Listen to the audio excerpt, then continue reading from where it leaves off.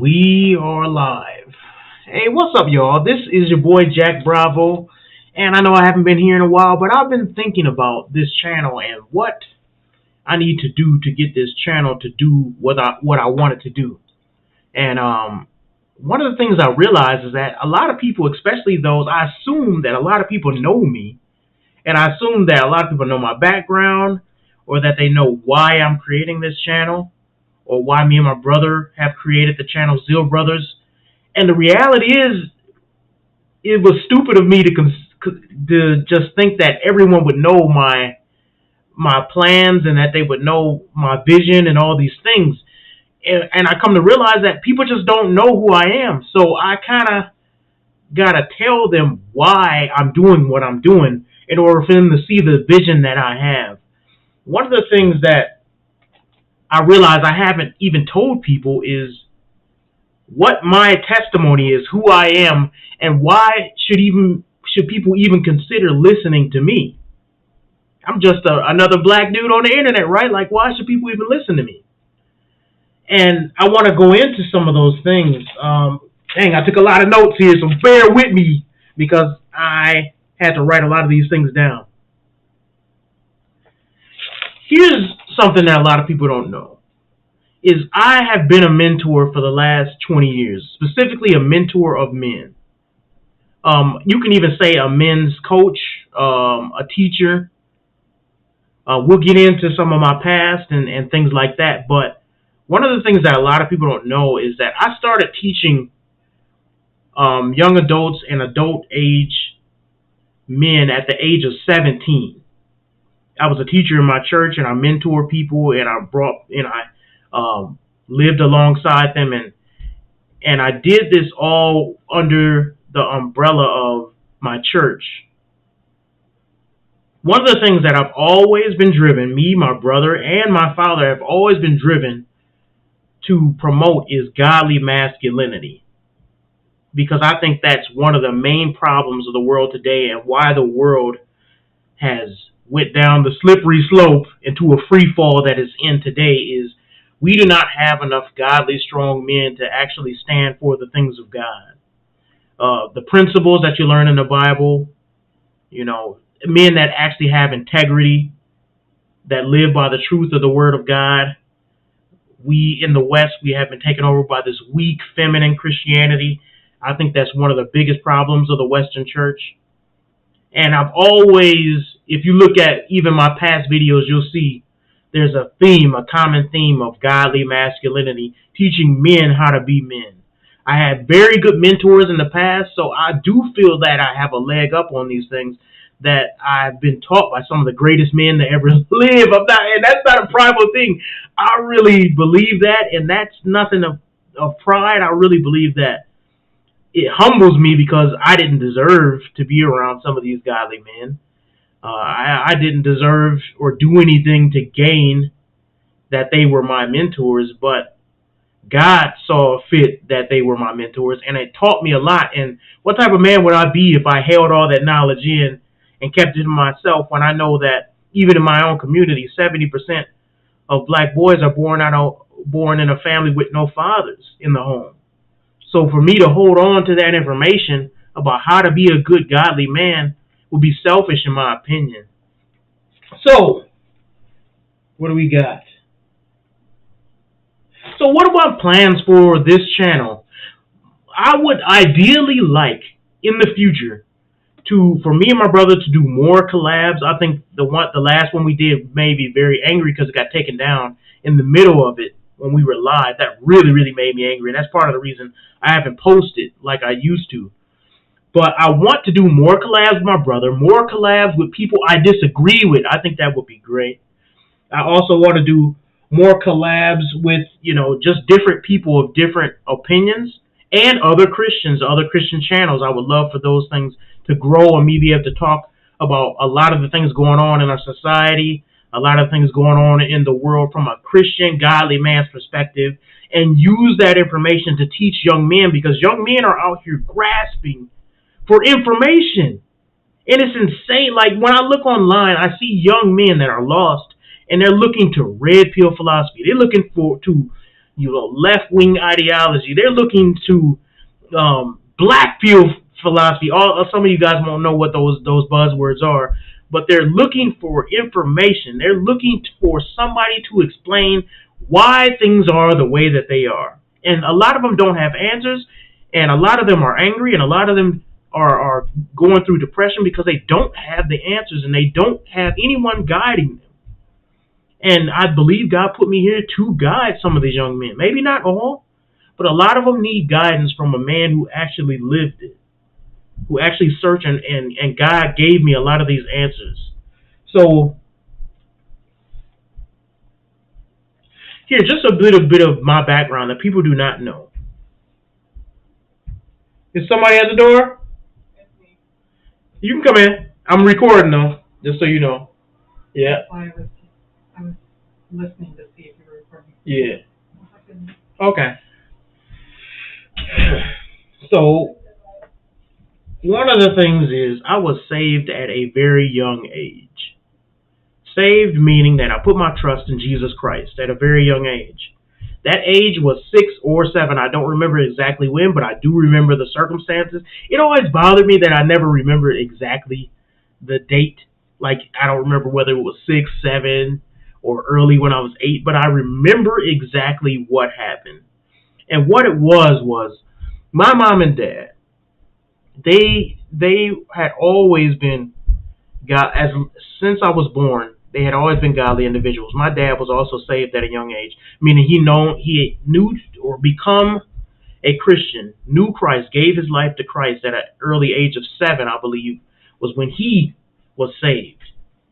And since I was a little boy, before I could even walk, we had always been involved in the church. He was a deacon there.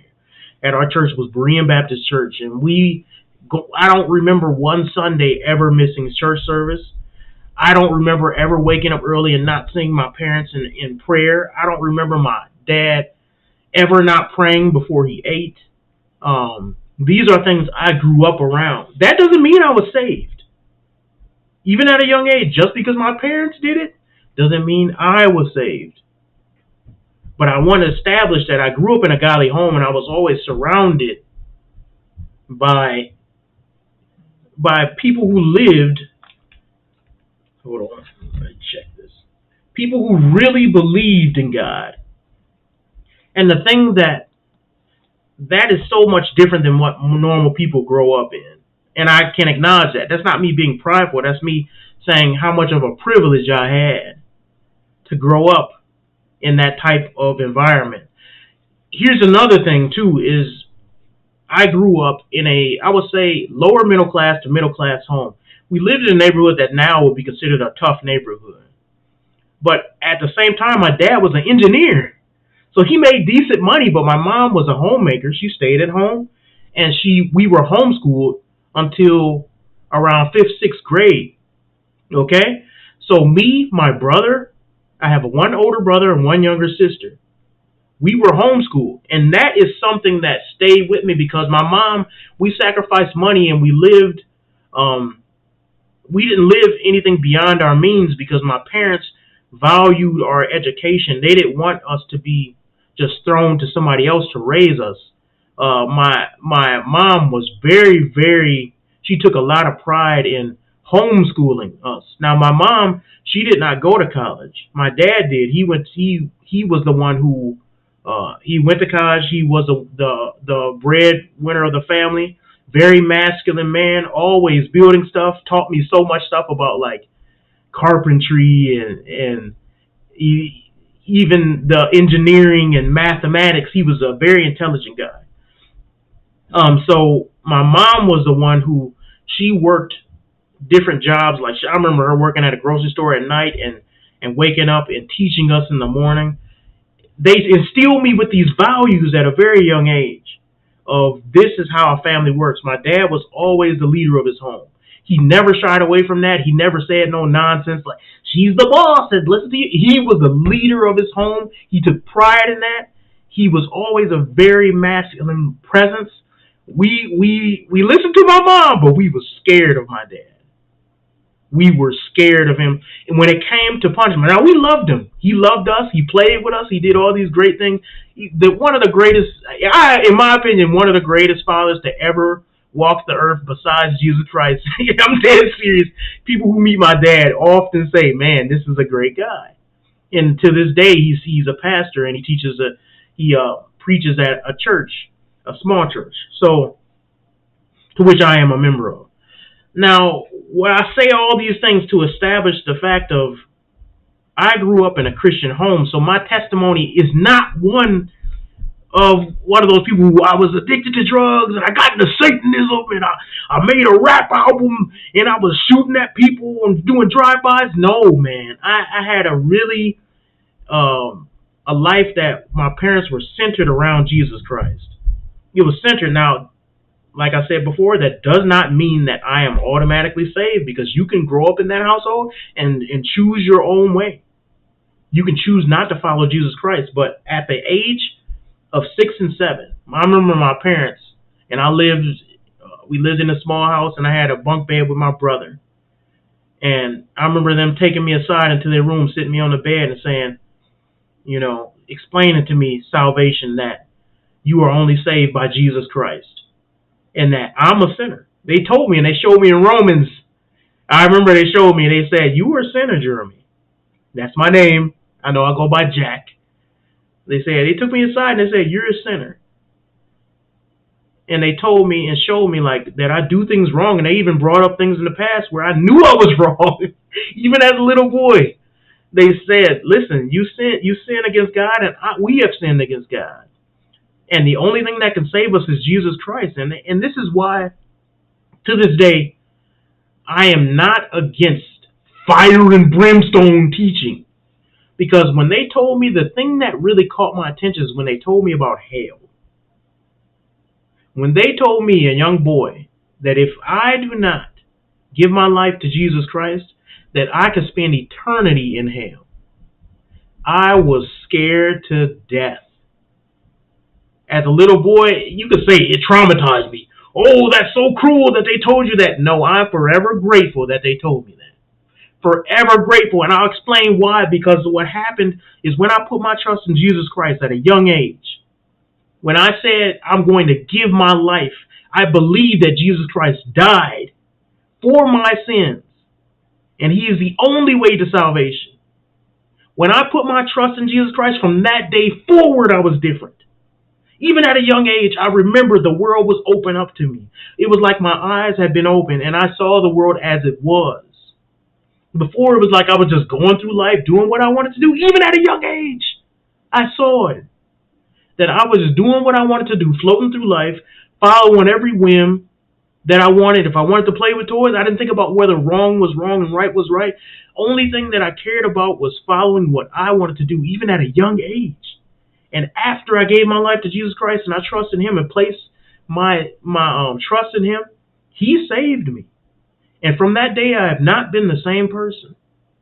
And people say, oh, I don't believe that. You're so young. But those same people will believe that you can change your gender at a young age. Don't get me started. So what I'm saying is, at that young age, Jesus Christ saved me.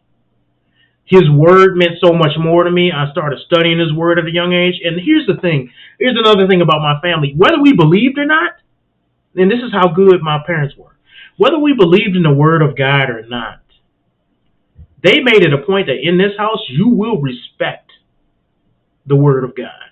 You will go to church. If you live here, a lot of parents even though the ones I grew up alongside of had this idea that, well, we're not going to make our kids go to church. We're going to let them decide. That was not my dad's belief. He knew that he's training up a child in the way he should go. When he's older, he will not depart from it. He knew that. He knew that the word of God was true. So why not live and teach your children the truth and demand that they respect the truth? He always told us, when you get older, you will make your own decisions. But as for me and my house, we will serve the Lord. And that's a verse from Joshua.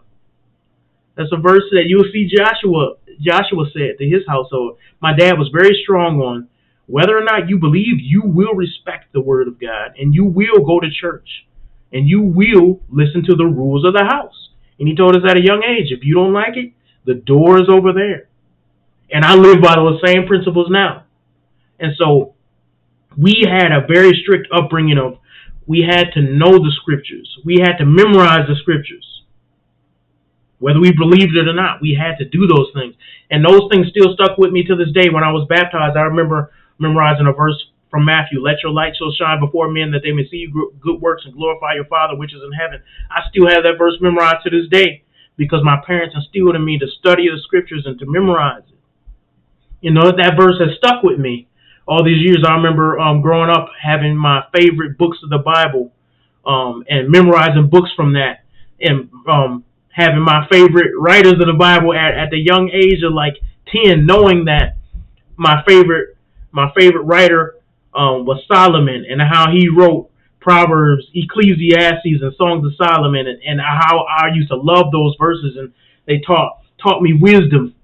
And then reading about Solomon's life in the books of Kings and Chronicles, and learning so much from it, and him being one of my favorite characters. To this day, he's one of my favorite characters.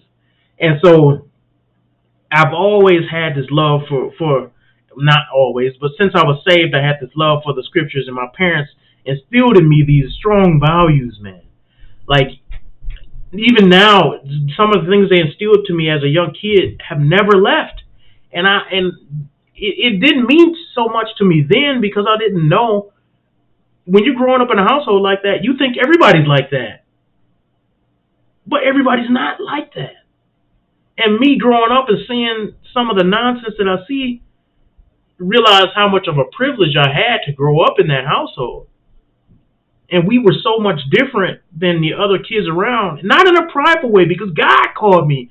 God sanctified me, right? But I can't say, oh, we're so much better than those kids. We were not better. But because we grew up in a godly household, we were so much different that it rubbed other kids the wrong way. We did not use profanity. We couldn't even say shut up in my household.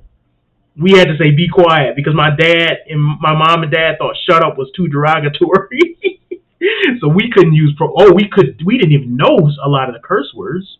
And we grew up in the hood. When let's just show you, we grew up in an environment where me and my dad, my mom and dad had bought us for, I think, our birthdays or Christmas. They bought us new bikes. One of the first weeks we rode our bikes, kids stole our bikes from us. The kids stole our bikes from us. We had gangsters that lived right across the street that were selling drugs at the house, and my dad had to approach them and tell them, listen, this is my neighborhood, not yours. So this is the environment we grew up. We grew up in a bad neighborhood, but we still had the covering and protection of Jesus Christ because my dad lived a godly life.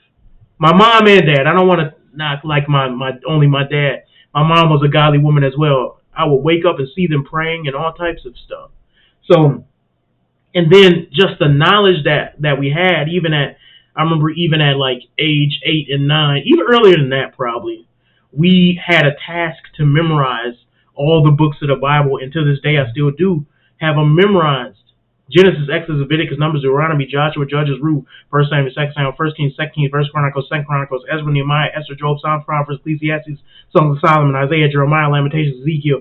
We had to memorize, and that's just the Old Testament, Matthew, Mark, Luke, John, Acts, Romans, 1 Corinthians, 2 Corinthians, Galatians, Ephesians. You get the point. You get the point. We had to memorize these things, and we had to memorize a certain amount of verses, and my father instilled to me how important the Word of God is that you live by. That man does not live by bread alone, what you eat, but by the Word of God. And it stuck with me, and now I see the importance and the difference of life choices that were made, when I was young. So to continue on with my story, so my dad was a deacon, and then around age 10, he started his own church. Sweet Communion Baptist Church is still going on to this day. I'm giving personal information because I believe God will bless those who listen. And I'm not worried about being doxxed or none of that stuff because I believe God wants me to share this information. So if you go and find my church and you go find out where it is, I hope you come. Come on, come and visit. So that's a church that I still go to this day. And Sweet Communion Baptist Church was a church founded by my father. And so he started it, and we started it in our own home in the basement. So we would have homeschooling, and where we had homeschool, that place would be changed on Sunday morning, and we would go down there, and my dad would be preaching out of his own basement. It was only years later that we would go, and then we would have the church at a YMCA. And then from a YMCA, we went to this other neighborhood house. And then from a neighborhood house, we went to another place that was sort of like a YMCA. And then after that, we finally got our own church home. And this was like a 10-year process of us finally getting our own church building. And the church had grown over that certain amount of time. And I seen my dad and mom go through so many ups and downs that I was like, oh my gosh, I don't ever want to be a pastor. But that's beside the point. We'll do another video on that, like the ups and downs of being a pastor's child. But a little bit of that. One of the biggest things that I seen once my dad became a pastor is people treated me, my brother, and sister differently when my dad was a pastor. So I grew up most of my life, I was a pastor's kid, because at the age of 10, I'm 38 now, at the age of 10, my dad was a pastor. So I grew up in that. And people treated us differently because they expected, people always say pastor kids is the worst kids. Not in my home. What happened, let me say this. I see why that is. From my perspective, since my dad was a pastor, people were constantly on us even more than they were their own children, if that makes any sense. People would always be like, ooh, you can't do that. I'm watching you. You a pastor's kid. And you felt, and there were several cases. You could ask, I actually have my brother and sister on here to do it live. There were several times where some other kid would be doing something terrible. We would join in, and we would get punished. And that kid, even with his parents there, would not get punished because we was pastors' kids. Y'all can't be doing that. And it built in this resentment at a young age. It built a resentment that will come back in high school, to be honest. It built a resentment that taught me to, want to be a rebel. Because I was so defined by all these people from the age of 10 to 17, when I was a young adult and really could go out and do what I wanted. I had this people constantly around me saying, "You better not do that. He can do it, but you can't because you a pastor's kid. That's Brian's son. That's my dad's name. That's Brian's son. He can't. You better act right?" And oh man, I could tell you so many personal stories, but I would give people away where they did things or they went out places or they, whether it was smoking weed or whatever, and they would get caught doing those things. But the first thing would not be to correct that person who was doing that thing. It was making sure I wasn't doing it.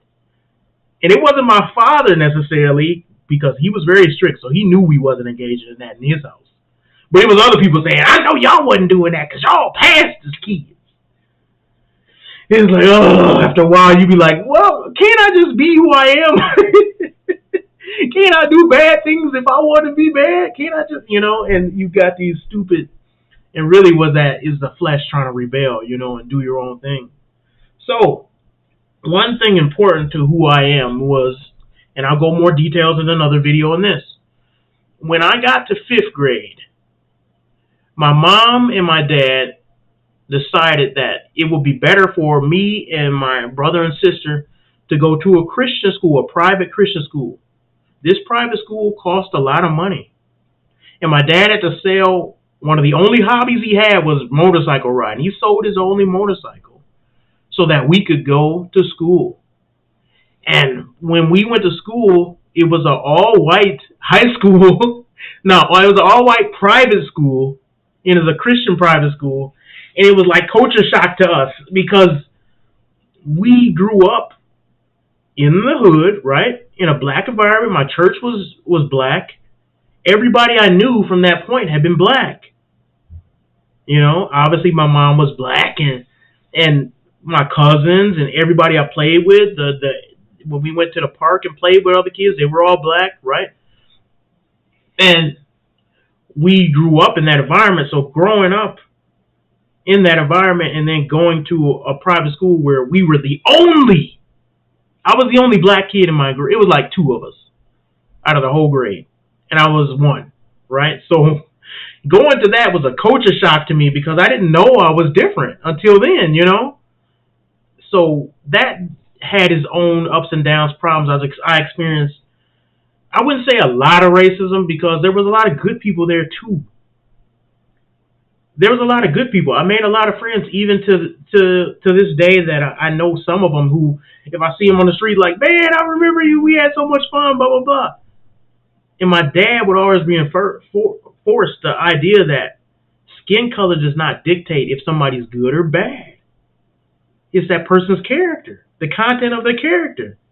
And so there was a lot of racism. I was called the N-word. I remember once I won a competition, right, where I became chaplain of the grade.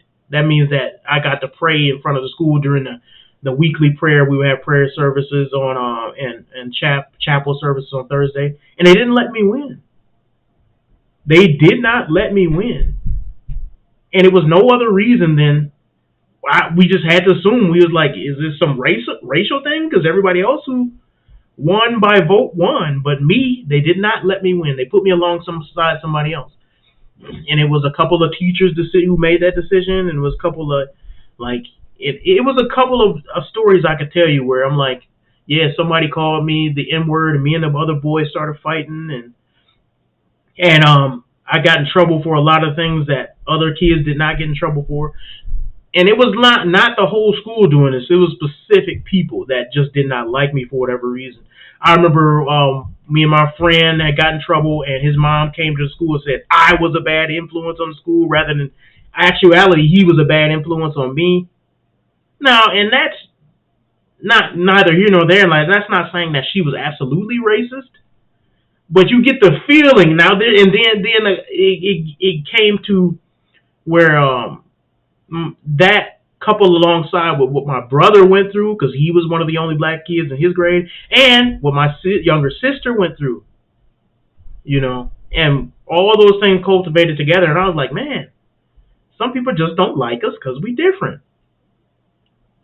And that, I have to balance it with this too. It taught me a lot, because one of the things that it taught me, rather than to sit and be a victim about what I was going through, my dad when we would tell him these instances, he never let us play the victim. Never. He would say, it's going to make you stronger. It's going to build character. This is how you respond to that. He would never go up to the school and be like, y'all better stop treating. No, he would say, now, if things certain got out of control, like one of me and the kids would get physical, yeah, he would go up to the school and address that. But he would never let us use it as an excuse. He always addressed what we were doing first. Always. Even this, I use this to this day with my children. I always address what they can do better. The only person they can control is them. So this idea, like some people will say, oh, you're a conservative Christian and you're very right wing. You must have had nothing racist happen to you. That's not true. That's not true. Some people even came back in my life and apologized because of some of the things that happened while we were children. And I accepted their apology, but I also told them it made me stronger. We'll go into some specific stories later, and we're going to be doing more of these story times. And I got a lot of funny stories that happened too. But what happens when it comes to my Christianity is that school was good. It was a good Christian school. Just because there were certain instances that happened doesn't mean they did not teach the Word of God. They did. They instilled Christian family values. They absolutely did. And they taught me a lot. And there were a lot of good teachers there too that instilled good godly values. And it was a lot of masculine teachers. You know, I got into wrestling, and that's something that stuck with me to this day.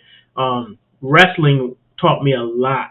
It taught me how to be a strong man, how to fight and struggle in life, and how nothing comes easy. How the old wrestling is one against one. You can't blame nobody else when you lose but yourself. You're fighting somebody or wrestling somebody at the same weight class. So there's no excuse when you lose other than you failed. Wrestling taught me so much. I'll do another video on wrestling too. And it helps me with things today. And it also taught me a lot about combat and getting into that type of thing, self-defense. So we see that, and man, my chat is not working. Hold on. So we see one of the things that changed, and I'll stop the video soon. One of the things that really changed my outlook on life, and this is why my kids are homeschooled, is my parents, at the age of around 15, they were going through some financial issues where they said, you know what, we cannot afford to send all our kids to private school anymore. And so I was not doing good as far as grade-wise. Like, I was like a 2-point type student, a C student, right? And they kept pushing me and saying, Jeremy, you're smarter than that. You can do better and this and that. And I was being lazy and nonsense, and math I was not doing well at all, right? So they sent me to a public school for art. Here's another thing. I've always been into art. Ever since before I could even talk, I was drawing. So I would draw so much that even at the young age of like 8, my dad for Christmas bought me one of those giant containers of like copy paper. All it was like 8 stacks of copy paper, and I thought it was the best gift ever. Because all I did was draw. I used to love drawing Ninja Turtles, X-Men, everything. I just drew. And now that's never stopped. If you look through the channel, you'll see some of my art, and how even later on you'll see how I went to college for animation, illustration, graphic design. That stuff has never left me. That's something that God instilled in me, and I believe He's going to use it one day to do something. I don't even know, because everything I've tried has failed. So I'm not going to sit up here and act like, I'm so great an artist, man. One day I'm going to definitely make it. Maybe not. But I've always been an artist, and so my parents, knowing that, they took me out of the Christian school, and they put me in this public school that was focused on art. A lot of you guys would know what school that is. And it was an art school. It was based on the different types of art. Some people would come in for music. Some people would come in for dance. Other people would come in for visual art. And it was a school based all on art. And it was high school. So I was 15. And I got switched in the middle of my junior year. So right in the middle, I was going to private school up to I was 15, switched over to public school. And when I say culture shock, that is an understatement.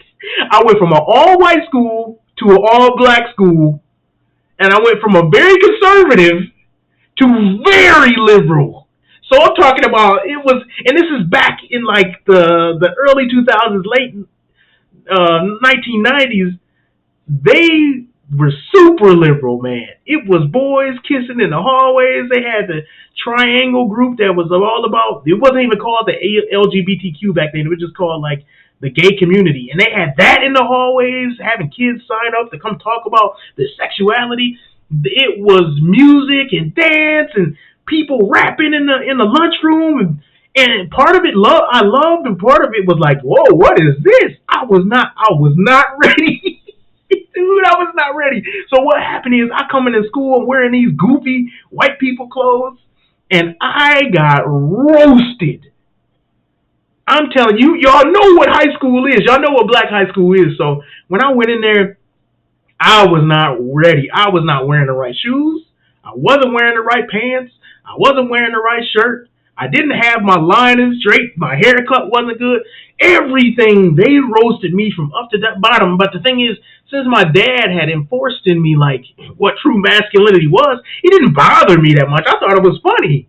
Like, and I mean that. Some people are gonna be like, no, you're coping. You were really hurt, and you to this day you hold that pain in your heart. Not really. I thought it was funny because it was such a different culture to me that when we and I had always grew up with black culture as a young kid, but I was never surrounded by it in the high school environment. So there was always roasting and stuff, But this time it was like all about me. So it taught me a lot. And guess what? I got good at like having I was always had been quick witted. So I was adapting really quick. I was like, man, they roasted me every day. So I'm gonna go get my line at this barbershop that they keep talking about. I went and I got my line straight. The next year, my senior year, I came back fresh, boy. And I came back with the white Air Force. And I had all the different. I had two different color Air Forces. I had my back then like the Pelly Pale jackets and all. I had all that. So I learned and I adapted. But at the same time, I was still in a culture shock because they knew something was different about me. If that makes sense. Even with the clothes, even though I started dressing nicer, even though I started trying to be fresh like them, I didn't talk like them and I didn't act like them, and they knew it. They knew it off bat. I remember some kids just pointing me out, you must be a pastor's kid. I never told them anything. I kept that information to myself. Once it took about 3 months, and they knew I was a Christian. They knew I was a pastor's kid. They knew I didn't curse. They knew I didn't smoke weed. They knew they thought I was better than them. And that was not my intention. I was trying to fit in, like I was trying to like be under the radar, I was a lot more quieter in that school because I was just like you was little kids thrown into this brand new environment. I was not ready for it. And so when I went there, right, I would go to classes and I would wear my little bummy outfits. They would roast me, I would laugh, we would all laugh. Some kids would try me and then they would realize, oh, he quiet, but he ain't no punk. And I remember them telling me that, like, oh, he ain't no punk, but at the same time, he kind of like a church boy. I remember they found out I had my Bible in my backpack. They roasted me on that.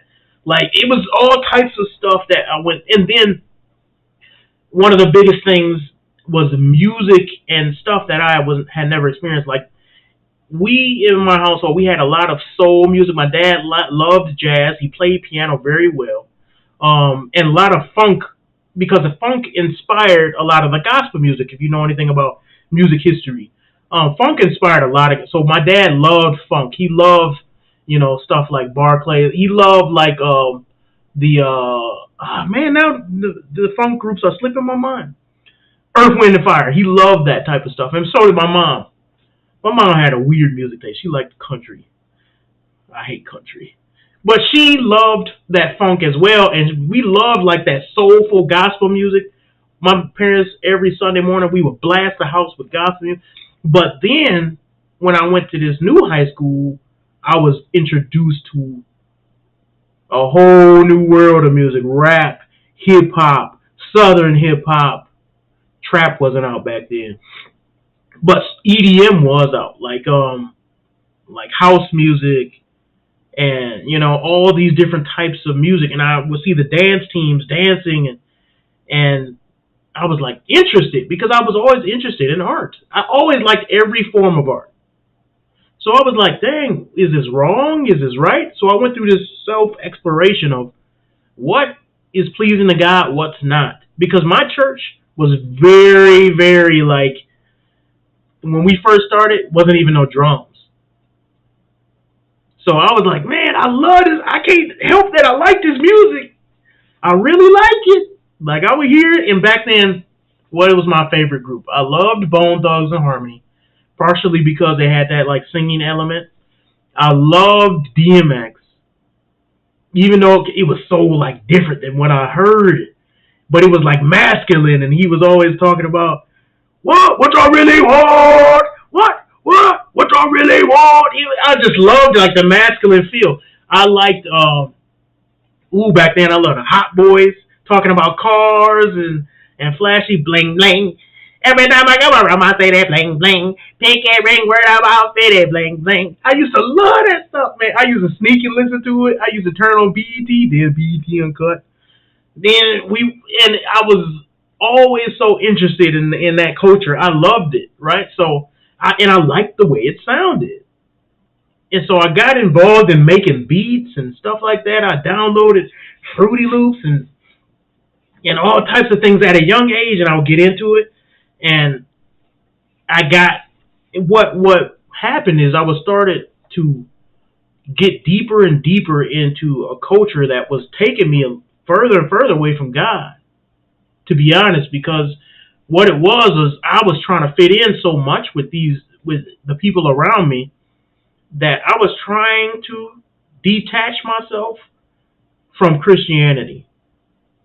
Now, that doesn't mean everybody who likes those things are trying to detach from Christianity, but I was.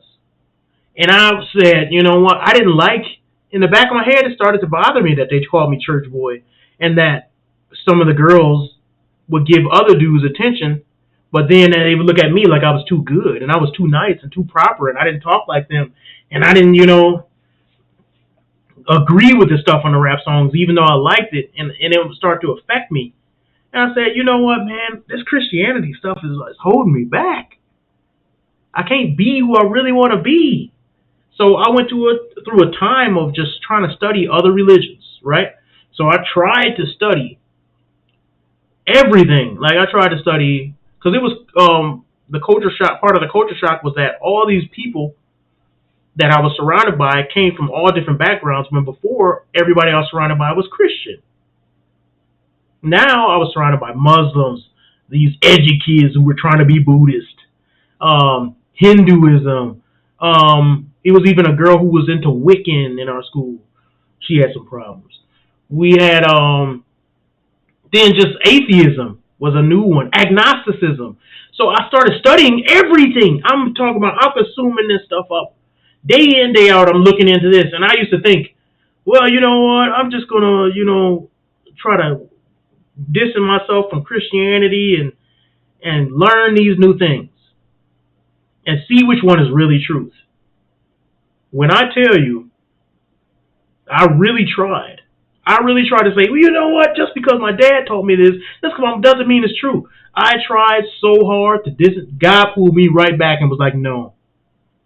You belong to me. I could not do it because I knew that I had a relationship with Jesus Christ. It wasn't just a feeling or something I read. I had prayed and God had answered my prayers. God had talked to me through his word before. God had set me apart and showed me that what my parents and how the life they lived was true. God had spoken to me before. How can I deny it? I tried to deny it. I couldn't. Even in the truth, when I tried to study, okay, maybe these feelings that I have are just feelings. Maybe that God is not really true, but maybe even Muslims have this feeling. And maybe everybody's religion is true in their own way. And maybe they have the same experience I have. And God slapped that nonsense out of me. He said, I am the way, the truth, and the life. No one comes to the Father but by me. And he convicted my heart because he looked at me and it was a time period where God was like, all the things I've done for you, and you tried to deny me so that you could be like everyone else. The shame. I was ashamed at that period of my life because that's not who I was. I was trying so hard to be something I wasn't. I was wearing people's clothes. I was trying to be accepted. I was listening to their music. And I was trying to be something I wasn't. And God pulled me right back. And during the middle of my senior year was when this happened. And I was trying to be like everybody else. I even was trying to I remember trying to use swear words and stuff like that. And I couldn't. This may sound crazy to those who are not believers. I tried to use cuss words. I tried to rap along. And God would not let me say the things the world was saying. I physically couldn't say it. I was just like, now that doesn't mean I never curse and I'm so great and so holy. I'm not saying that. I'm saying God was like, you don't have control of your life. I control your life. And it was such a thing where I went through a mini depression. And this is godly because I was trying to live outside of God. And God was like, no. You want to search and find all these different religions as if you can pick a smorgasbord or have a buffet of religion and pick something from there and pick something. You will not do it. You will worship me and me alone. And God was not playing with me. And he beat me down. And guess what? It was along the same time where my Dookies Dookies. That show you where I come from. My Air Force Ones started getting creases in them. My pants started getting rips in them. My clothes started fading. And now the kids is going around roasting me about the new clothes I used to have because I didn't have enough money because I had a summer job. So when I had enough, when all those things started to fade, guess what? My popularity started to fade again. And they used to say, "Oh man, look, Jay got the muscles in his dookies. His dookies got creases in them. His shoes got creases. We call them dookies here. I don't know why. But he got muscles in his shoes. And he look his dusty pants and they faded. Now everybody wear faded pants, but back then they didn't. And they was roasting me again, right? So you can only buy your popularity so long. And then what happened is God was like, be who you are. Like what you like. Back then I loved the anime, but I loved anime. I was into Dragon Ball Z, I was into a lot of different the anime. Some of them you wouldn't even know. Like I loved Escaflowne back then. All those, but that was a nerd thing back then. Even in an art high school, it was a nerd thing. So I was a nerd, and then I started accepting it. God convicted my heart. He said, "You be who you are. Stop letting other people affect who you are.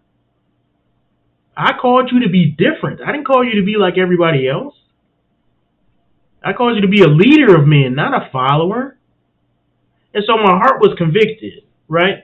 And at the middle of my senior year, my whole friends group changed. I started hanging with like, I hate to say it, I started hanging with weirdos. People that just didn't fit in any group. But I could like, the group that I made friends with was like the outcast group. Because we didn't care what people thought at that point. And some of those people was cool, but some of those people were super liberal. But I'll put it this way: that attitude went through me, and it stayed with me until I got into college, until after college, and even till now. I still have some of this attitude of I'm gonna be in who I am and like what I like, no matter what anybody thinks. And God wants me to be different, and I do not care what anybody has to say about it, unless it's God. And unless it's the people that mentor me from the Spirit of God, I don't care what anybody has to say. I like what I like. I do what I do. And I'm going to go the direction that God tells me to go, not decided by any man or what society does. And so from there, I started getting into more politics and learning that I'm very, very conservative. Very conservative, and that did not go well when I was in high school because my high school was very liberal. So oftentimes I would end up debating with teachers and saying what I believed, and believe it or not, my dad was a debater. He taught us how to debate in apologetics, and he taught us how to defend our ideas, and we read books from Thomas Sowell and W.E.B. Du Bois and Booker T. Washington. We had to, man... You got into an argument with me and my brother, get prepared to know your stuff. You better prepare to know what you're talking about. Because me and my brother, we would sharpen our tools by debating my dad on whether it was Christian philosophy, whether it was, we had a couple of people in our church that were more left-wing, and we would talk about left-wing politics, right versus right-wing politics, and big government versus small government. We had these debates in our home every day, and we loved to debate. One of the weirdest things was my friends would come to our house, and we would just debate, me and my mom and dad, and we would be debating on the smallest little thing. We would debate about free will versus selection and Calvinism, and we would have these debates, and they would be like, "Aren't y'all debating? Didn't y'all just go back to being cool with each other?" It was normal in our house. All that to say, when I went to college, that's when I became who I am today. Like, high school was like self-discovery. Like a journey of trying to figure out who I really am. In college, I was like, I don't care what nobody thinks. This is the things I like to do. This is what I'm going to do. This is the type of person I'm going to be. I'm a Christian, and here's the things I like. I like to draw. I love art, and I got into dance. I would do another video on dance and how it shaped me. The type of dance that I got into was called popping and animation. I loved how it looked. I used to watch all these different videos on how to do it, and I got really good at it. So I started getting into like competitions and battles. We would have these places where we would go and dance battle in these different little clubs that we would go to. That were like when I got out of high school, that all the kids would go to these 18 and up clubs. They don't have any of these anymore. But we went to this place called, this giant festival called Summerfest, and everybody was battling, and I was like, man, I got to learn how to do that. So back then, when the internet was young, dang, I'm old. When the internet was young, I would go to this website called West Coast Poppin', and I learned. I'm talking about I would train all day and night. My parents would be like, "What are you listening to up there? Who making all that noise?" And I would be, we call it labbing. I would be training. Boom, boom, hitting, boom, boom, just dancing, like, and learning, because I love the dance scene, because it was like, I used to think dance was so feminine, but then when I found popping, when I found out, and it sounds like some people think, oh, you're talking about booty popping and twerking. No, I'm talking about animation and popping funk styles. Look into it. It's a very masculine dance, in my opinion. Like, it's one of the most cool forms of art that I've ever seen. I'm still in love I still love it to this day, especially the niche that I'm in. Like, and we'll talk about that because I moved to Atlanta and joined this group. The group is called Dragon House, and I joined this group, and some of the best dancers on the planet accepted me. So they instill some of the best dancers. We'll get into that. I'm gonna do a whole another video on my dance journey and how it shaped me. But when we stop this video, I'm gonna stop at before I met my wife, because me, my brother, and my best friend at the time, name is Michael, we started a Bible study. And it was a college Bible study. My brother and Michael went to UWM. Dang, I'm doxing myself right now. They went to a college that was in the neighborhood, and we started a college Bible study. And we would invite all the college students. And that's where me and my best friend met our wives. And I'll go into that story next time. But I wanted to give some of my testimony just to give people like a grasp of who I am, because people don't know. I can't expect people to listen to me or to take my coaching advice or my masculinity advice, and they don't know where I come from or what I do and what made me the man I am today. So one of the things I'm going to try to break into next time we talk is either go into the struggles that my church had. Like, my church went through several splits. And what happened, and there was a lot of backstabbing there. Oh my gosh, it was a lot.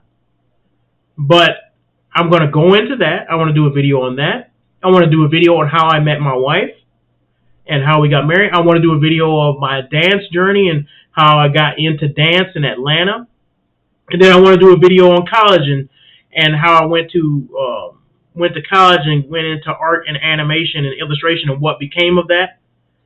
And then I want to do a video on how I became a father, and even my the purity. Did I live pure before marriage? Did I slip up? What struggles did I have? Sexual struggles? I want to do a video on that as well. I want to be transparent so that people see I'm not lying. I'm not lying. You can study me. You can look at my life and see. I want my life to be an open book, so that if somebody say, you did this, I'll be like, I talked about that. And for me to be an open book so that people know, when you come to this guy for information, when you come for him for wisdom, you're coming to a stand-up guy. You're not coming to some random dude who's trying to hide his past. You coming to me. My name is Jack Bravo.